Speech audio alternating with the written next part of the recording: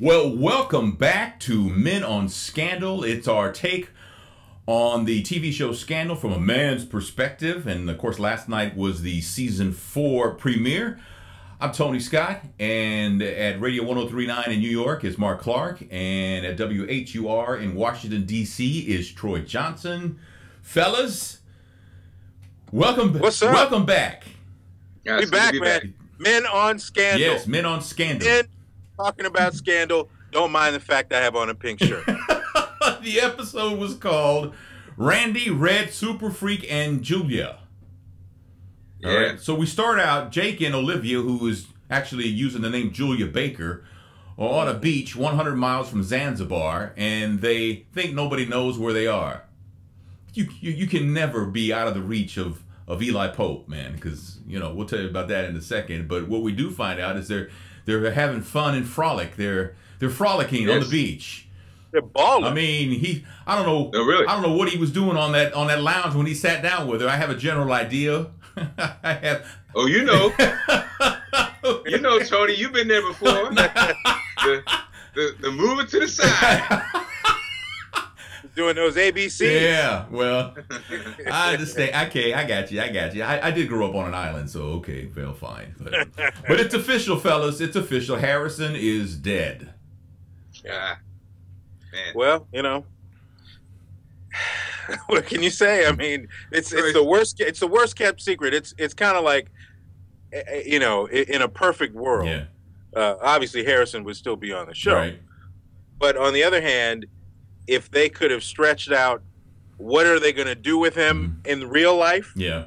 You know, like, we may fire you, we may not. We're going to see how this works. And then, bam, he's fired. Yeah. That would have been interesting because everybody that watches the show, it kind of destroyed the storyline because it wasn't no surprise. Yeah, it wasn't no surprise. Yeah. But it was done well, though. I will say the way they did it was well done. And Troy's shirt is in honor of Harrison. The stripes. I left the tie. Yeah. I thought the casket might even just be like a plaid, a mauve checkered casket with a green with a sash, man, and a green handkerchief. There you go. Yeah. You know, my understanding is actually Columbus Short hosted a Scandal watch party in Atlanta last night. That was good. Yeah. That was good. Well, that's what he's doing now. Yeah. Watching. He can do that every week because he's just like us. Watching. Harrison got the black guy in a scary movie treatment. He was gone within seconds of the start of the show. It was about a minute 30 in, right? It was like, he dead. You know, oh, damn. That's too bad. Now, Olivia finds out while on the beach because she gets a message. And so she heads back. And the amazing thing is, man, she on the plane ride back, I guess, is when she flat ironed her hair. Oh, yeah. Nice. Because it was really pretty and curly and everything on the beach.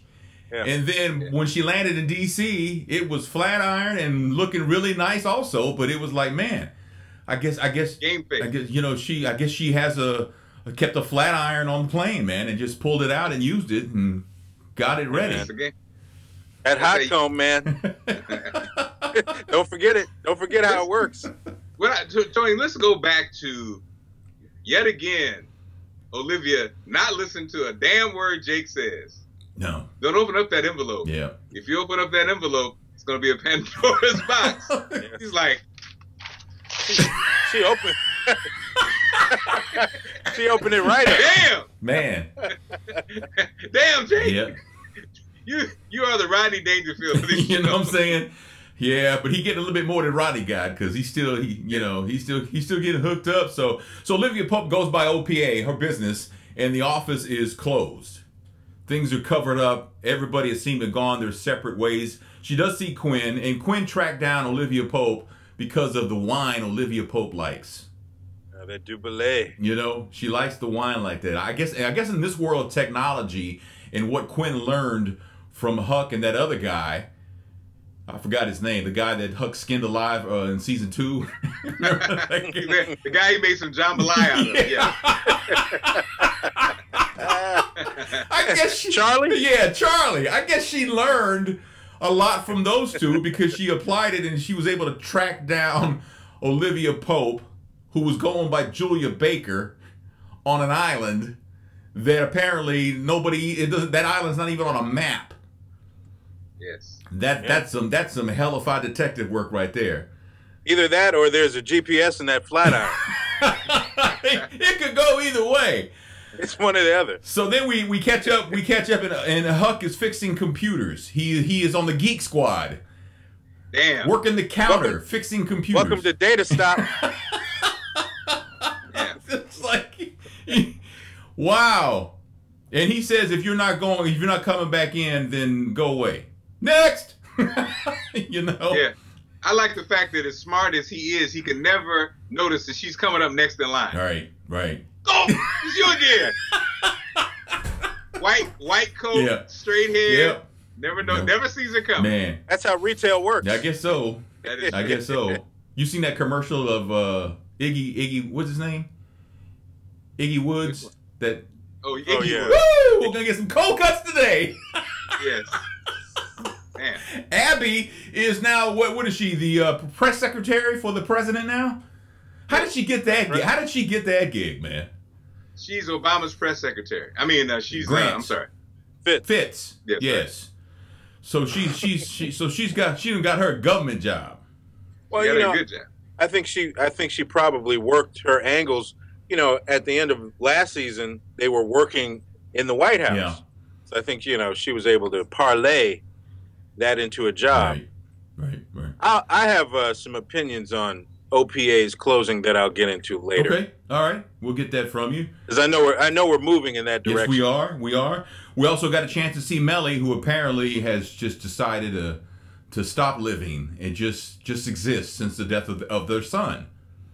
And she's kind of, again, this was happening last season, turning into a sister. She turned into a sister. There were a couple of moments where she had like sister moments. Yeah. Number one, the Cocoa Puffs.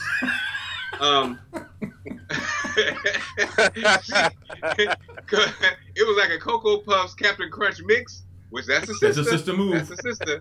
And then when she talks to Fitz now, I'm telling y'all, she claps when she talks to Fitz now. I'm gonna tell you what you're not gonna do. I mean, if for the simple fact, and you just stop with all the rigmarole. Right. Man, I don't know. Tell me when you see him. Don't you clap back. Cyrus's toupee. Got a new style. I noticed that. Yeah, man. Yeah. Little moves. Something's going on. I don't know if that's his real hair or not, but it was a different style. I like it on him, man. I mean, got to change it up every once in a while. He's a single man. Well, he lost his fashion center, his husband. Yeah. So he's trying to do it on his own now, man. Yeah. So.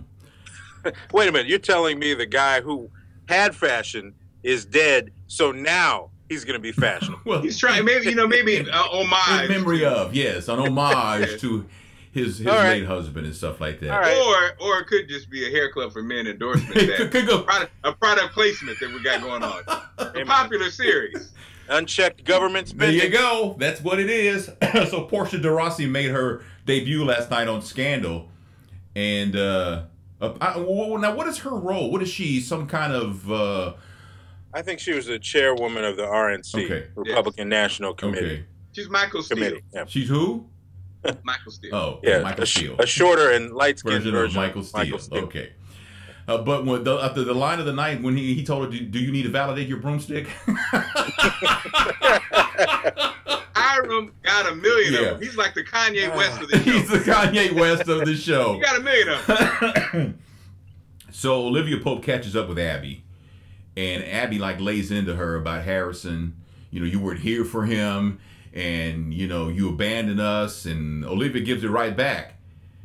And what kind of gladiator was Abby? What kind of gladiator was Olivia? Because they were really in a sense, they were one and the same as far as their attitude on the whole OPA thing. Right. And that's where Olivia, in my mind, gets a check off. We don't believe it because right. You can't walk into OPA and be surprised that it's closed. Right. You can't walk into Data Stop and I wonder why Huck is working here. Hello. You pieced out. Yeah. You rolled out on everybody. No direction. I mean, she alluded to the fact that her father was going to handle the business when she left. Mm-hmm. in a huff at the end of the season. But come on now. Yeah. If Huck was a pit bull, he would have bit like 3 or 4 people by now. Yeah. He would just abandon in the little room, just walking around, nothing to do. Right. But ready to bite by the head here's off. a question maybe you guys have an answer. How long was Olivia Pope gone? How long has she been on this island 100 miles from Zanzibar? Long enough to get a Jill Scott hairdo. she was living her life like it's golden on an island, man. I don't know. It seemed like she was gone like a long time. I mean, like maybe I'm wrong. Maybe I'm reading it wrong, but it seemed like she was gone like a year or something. I don't know. I mean, long enough for Jake to feel like he's the man for real. Yeah, he's pretty confident. Talking mess. That's ladies. That's the sign. And sadly, ladies who are married to men over 40 don't hear this that often. But when a man is in the bedroom bragging about something, you know what I'm saying? Like daring you and throwing up other men's names and bragging. Ain't that right? He's putting it down. He's putting it down. He's putting it down. That stops around 36. So in one scene we see David has never gotten over the fact that he saw Jake murder, what was it, 2 or 3 people? Oh, 5 people. So, he has never he is scared of his own shadow. I mean, and I feel kind of bad for him because nobody should have to live like that. You shouldn't have to live. But I guess based on what he saw, I mean, and he was like, literally, a couple of feet away from Cyrus's husband when he got shot. So I guess I have to be in his shoes to understand. He was like 3 inches away from the little Asian lady. She couldn't even get a word out. She was like, I was like, oh, damn. He splattered it right on his little pocket square too. He was like, oh. And what does that gig pay? The lady that got shot. What is that? Because you didn't get any time, but you're in the union, so you got to get something. She didn't get a word, so they're like, nope. Scale. It's scale. You get scale. And you get a copy of the DVD when it comes out. You don't get the box set though, because no box set. No, you're only season 3. Man, sorry. So Eli Pope tells Olivia, because they meet at a restaurant and have a glass of wine together, that he had nothing to do with Harrison's murder. He even told her, "Ask me. I know you want to ask me. It's okay. Ask me." And then that's like saying, "Yeah, ask me. I'm gonna tell you this lie. Go ahead, ask."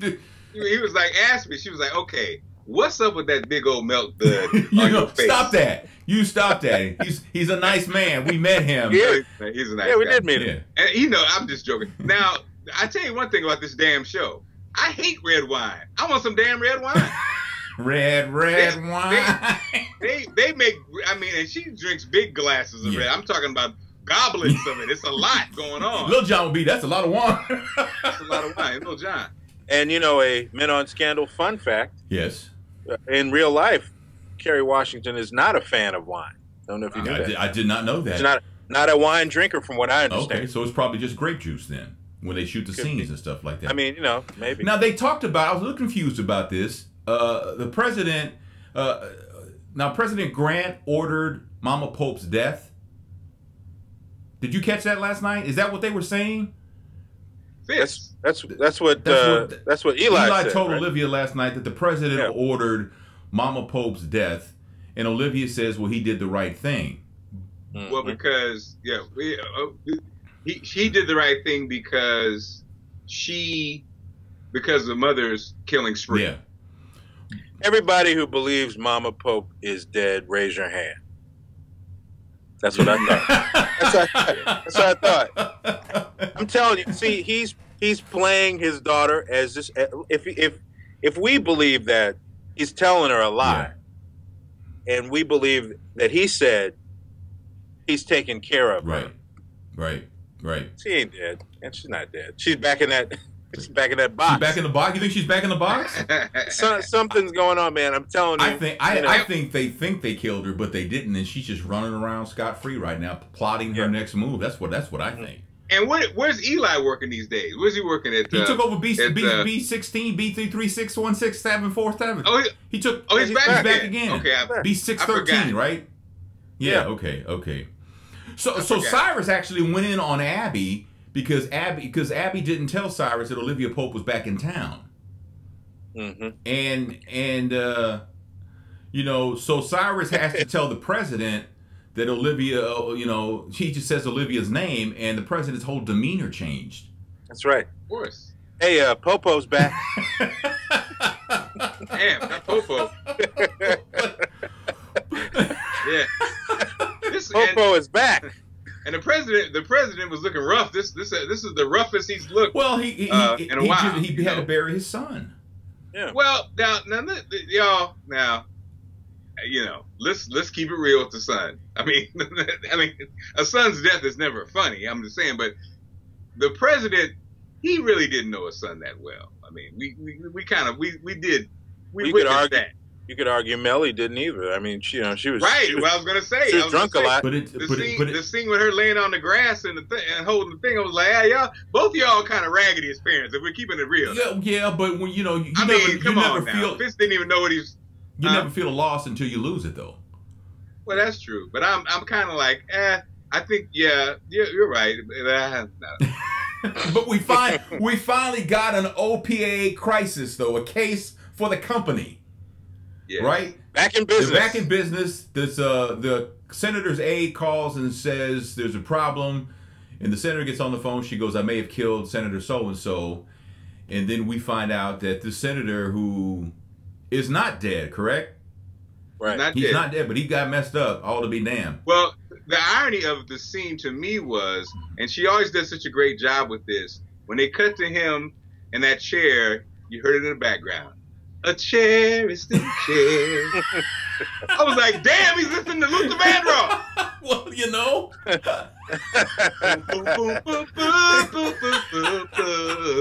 No. That chair was lodged all up in him for real. Damn. Man, that was something. So, but then we actually find out the truth about that, and we'll have to get into that coming up. But let's go back. Huck is working at the Geek Squad, or whatever the name of that store is. But he's now Randy the smart guy. Yeah. Randy. Randy. You know, Huck looks like a lot. You give him a lot of names because obviously Huck is not his real name, but Randy is not one of them. There's nothing wrong with the name Randy, but he doesn't look like a Randy. Well, that's what makes it funny, though. Yeah. He was feeling kind of Randy. Well, you know. I'm telling you, man. You can't tell me. Hey, I know he's working on smartphones, but man, there's a killing right back here. It's ready.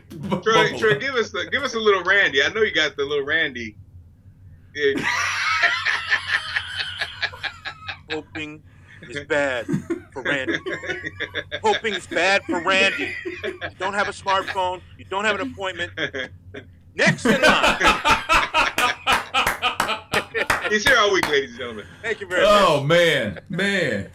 So Fitz and Mellie visit their son at the cemetery, like Mark says, and Mellie lays there beside him on the ground. It's a lot. Is it a lot? I mean, that's her son.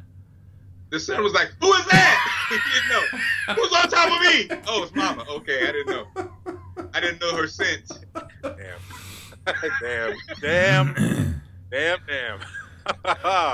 Let's let that hang out there for a minute. Man. Go ahead, Mark. Own it. That's you, baby. It's all you, man. Who is that? Okay, it's Mama. It's my mom. No. Man. Oh, boy. Man. So, Mellie and Fitz will never get their marriage on track ever, though. I mean, the death of their son. In what way, Tony? I mean, and just to have a. Are you saying a full marriage? Marriage? Yeah. Because because he was, you know, he doesn't want to have anything to do with Olivia Pope. I mean, his they say his whole demeanor changed as far as being president. He's all about business now. He's fired 14 cabinet members. You know, so he's cleaning house. So he's a different kind of guy. But apparently, I just can't imagine them ever having a happy marriage, at least with each other. No matter what, because there's just too much. There's been too much water under the bridge, man. I don't know, man. I don't know, Tony. You know, it's the presidential. I mean, they can be more honest now. You know, she can just be honest now. Look, I'm not chasing you, man. I'm not chasing you no more. Just, you know, kind of like marriages that have gone through very strenuous things. Sometimes there's a more real, more honesty. Yeah. that more honest than they ever probably imagined. Okay. All right. Well, I get. I mean, every relationship is different. So Jake. Well, we know the main thing hasn't happened yet, though. Well, that's true. Yeah, You know? that's true. Tell me when you see it. Right. That's when everything Well, changes. Jake says he wants his turn. In other words, I mean, him and Olivia are in bed, and he's trying to have a romantic moment, and he's saying, this is my turn. This is my turn. My turn. It's my turn.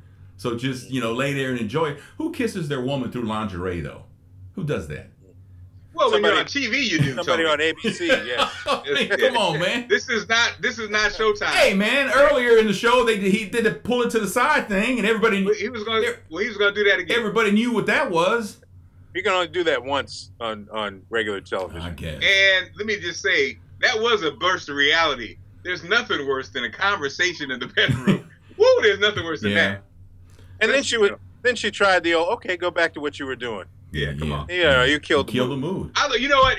But you know what? I gotta say, I love that scene though, and I love Olivia and Jake.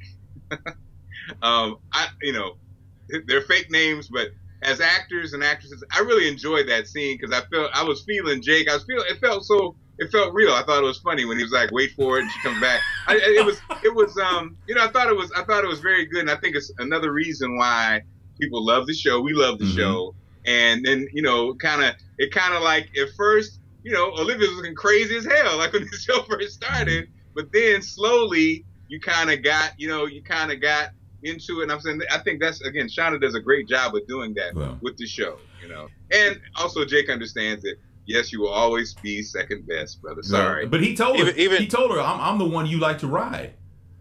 I'm the one that makes you moan. Mm-hmm. Yeah. And I think that's true. Yeah, but I don't want you to go. I want to go to Vermont with Fitz, though. Yeah. Oh, okay. And I want to go to Vermont. You're right, but Jake's been bringing burgers for 5 years to the house. Even had a new one last night. I'm gonna say, man, again, what's the name of the restaurant? I can't think of the restaurant that they mention every time he goes to the place. Say, hey, they got a rib sandwich now with. Oh yeah. It's called the Underground Railroad. I was like, damn. It sounded great though. I want to get an Underground Railroad today with fries. My black radical side was a bit like, wait a minute, what you trying to say? What now? Underground Railroad. You think they have one of those off the menu things? What was the one at In-N-Out Burger Tour when we were in LA for the Scandal convention? That's right. Animal style. Really? That's right. You can get an In-N-Out Burger animal style. You can get an Underground 4x4 animal style, baby. Yeah, you get an Underground Railroad animal style. Again, my radical side was like, my prison radical side was like, wait a minute, what you trying to say? The white man is mentioning the Underground Railroad while dealing with the sister, Olivia Pope. Escaping to freedom is the theme of the show. That's okay. Next month, I have it right here. Next month's menu at that place. Next month's special burger is the Mary McLeod Bethune. It's going to be delicious. It's a little fatty, but hey. Well marbled, but delicious. Well marbled. And it comes with a little hat pin in the bun. No.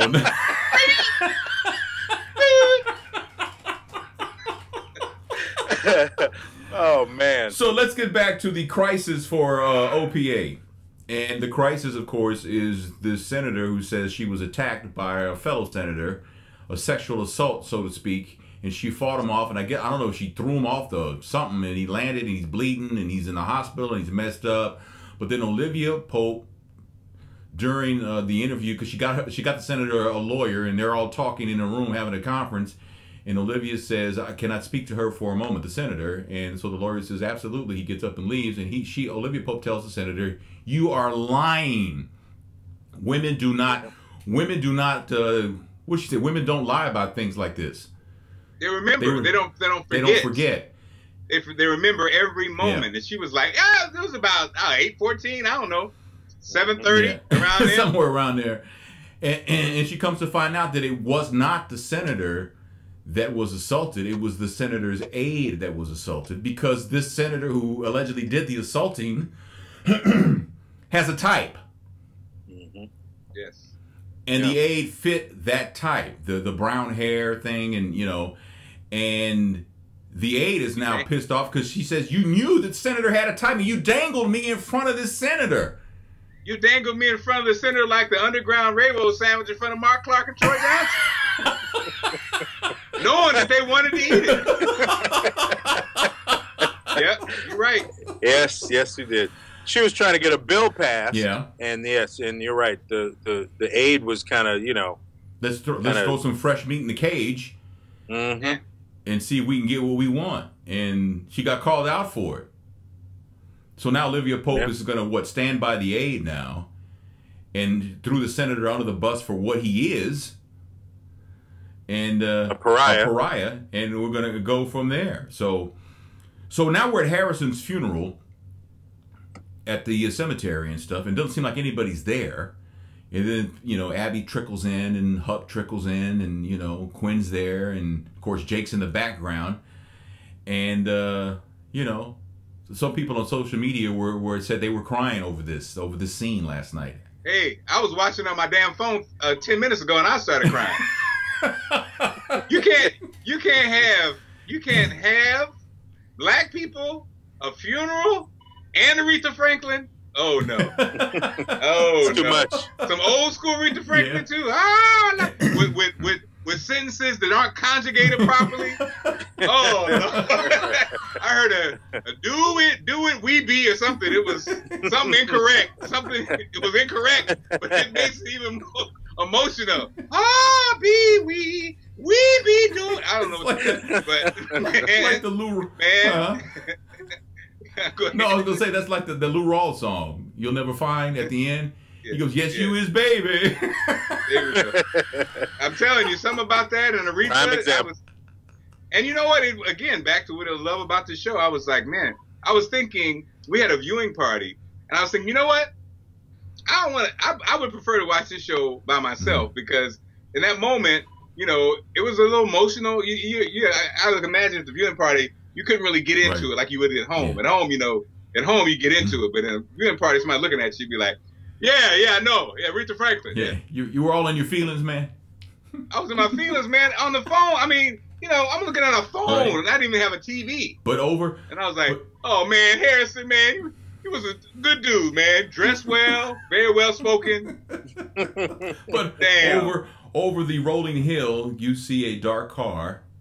Window comes down. And there's Eli Pope. Eye hustling. Right. Eye hustling. So he was eye hustling, man. He did. He had that. So what was the significance of Eli Pope watching from afar? He dated Aretha Franklin. Joe Morton kicked it with Aretha Franklin in 76. A lot of people don't know that. Yeah. Oh, man. It is my jam. I broke up because Aretha would not conjugate properly. It's not yes we is.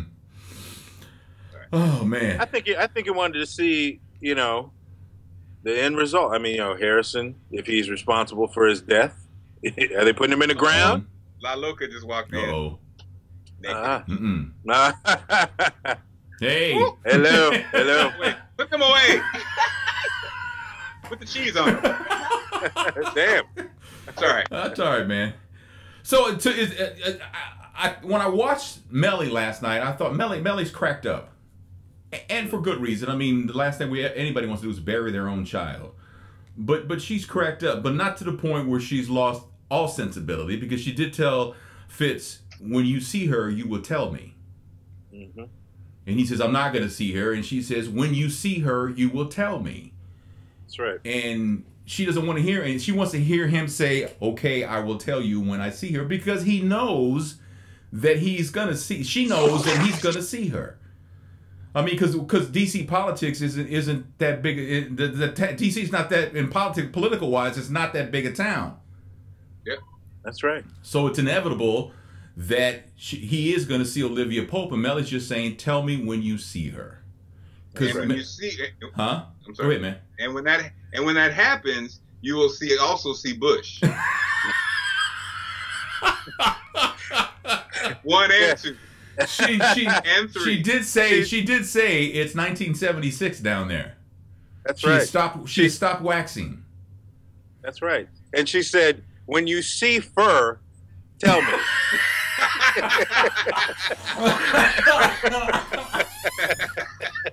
Man, come on, man. That's the name of the show today. That's when you see fur, tell me. So I don't know how they made the leap to nominate David Rosen as Attorney General. How did they nominate David for Attorney General? Well, he's the district attorney in Washington. I mean, so he's a politico, you know. Yeah, but you're telling me there was no one else on the radar who could have been Attorney General. Well, I was shocked. I didn't know we were going to find out who was going to replace Eric Holder this soon. thought it was going to be a while, huh? I thought there was going to be, you know. Isn't that funny how that happened on the same day? That's crazy. It did. Well, you know, Eric got pushed out. Now, what's funny, what's sad is that if we put a headline and put that on somewhere, somebody would believe it. David Rosen to replace Eric Holder. Eric Holder. They'd be like, oh my God, really? Come on, man. Stupid. So in one of the last scenes, you see Olivia Pope. She's walking in this area and she sees the Secret Service guy. Mm-hmm. And she knows that that's the president's guy. So she knows that Fitz isn't that far away. Right. And then he sees her and they walk towards each other because they're going in opposite directions. And he sticks his finger out trying to touch her hand.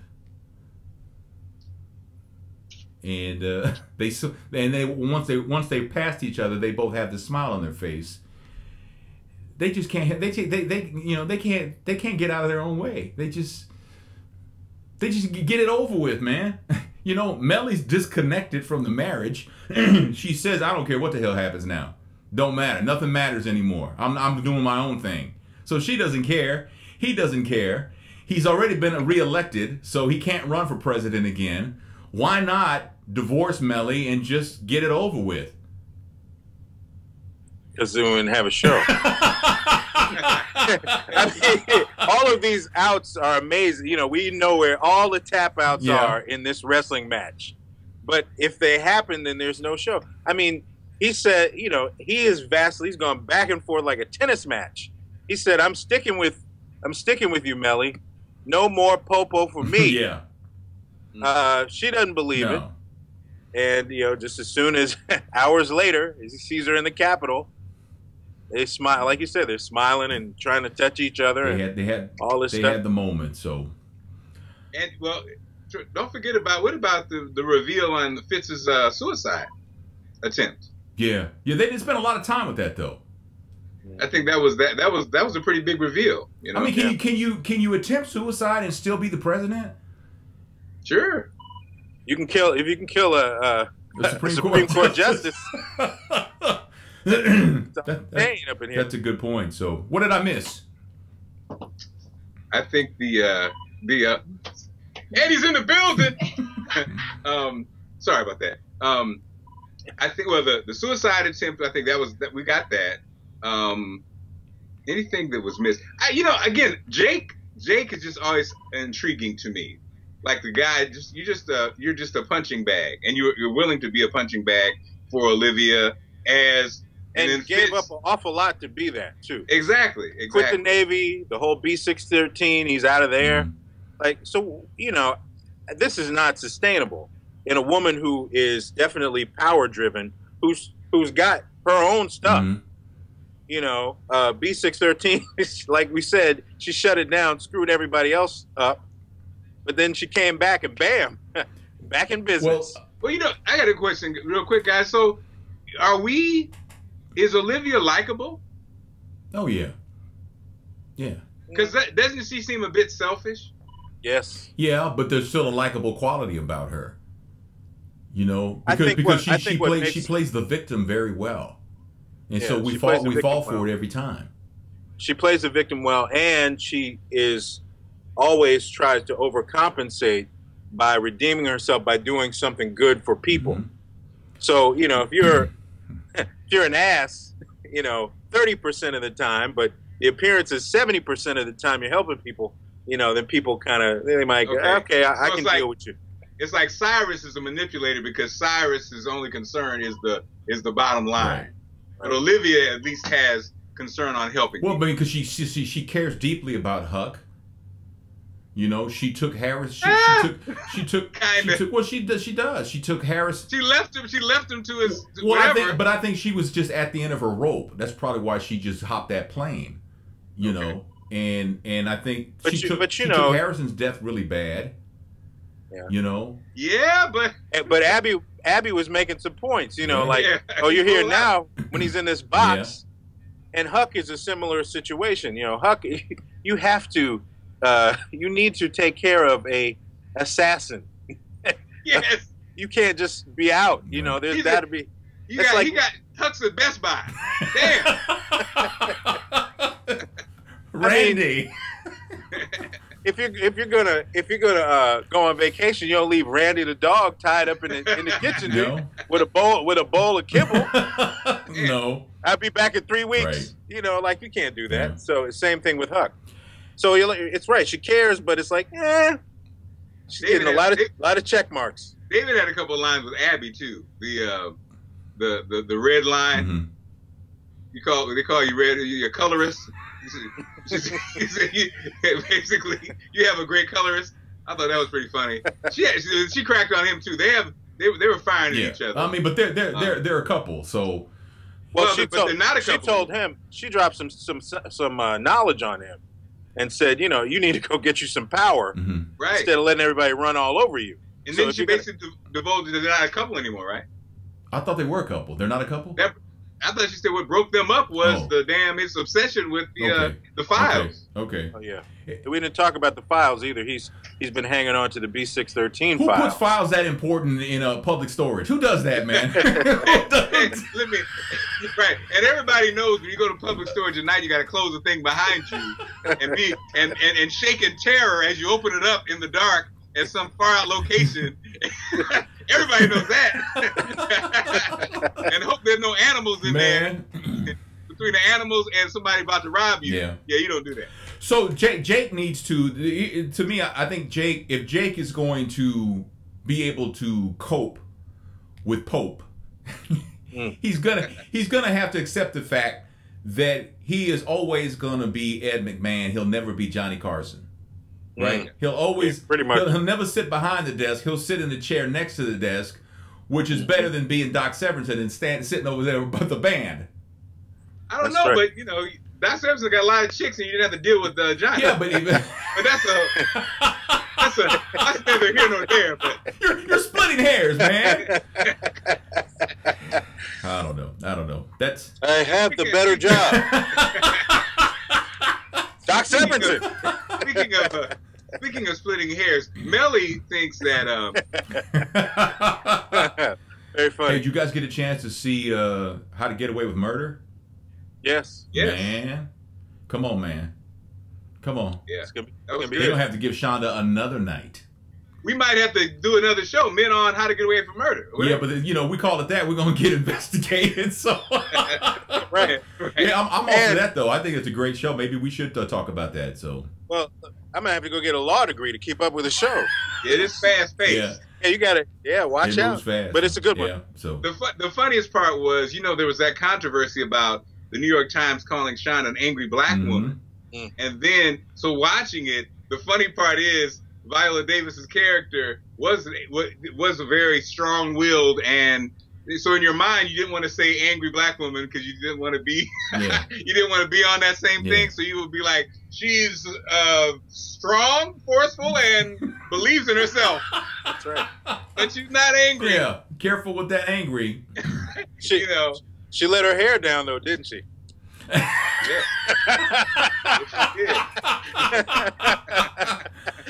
It took a little while, but hey. You let her. Hey. That is Men on Scandal, our first episode of season 4, and the episode was called Randy Red, Superfreak and Julia. If you got comments, leave them down below, and thanks so much for watching. We had a great first show, fellas. Yeah, we're back. We're back. Men on Scandal. And you know what? for those that want to hear us talk about other things, you know, we have Men on Everything, too. We do have a show called Men on Scandal is our franchise. But Men on Everything, oh, man, come on, if you haven't seen that, what's wrong with you? What's wrong with you, man? We talk about everything, all the top stories going on in the world. So you can check that out, too. We'll link you up to that. So appreciate you watching Men on Scandal, though. In New York City, that's Mark Clark. In Washington, D.C., that's Troy Johnson. I'm Tony Scott, and we will see you next time.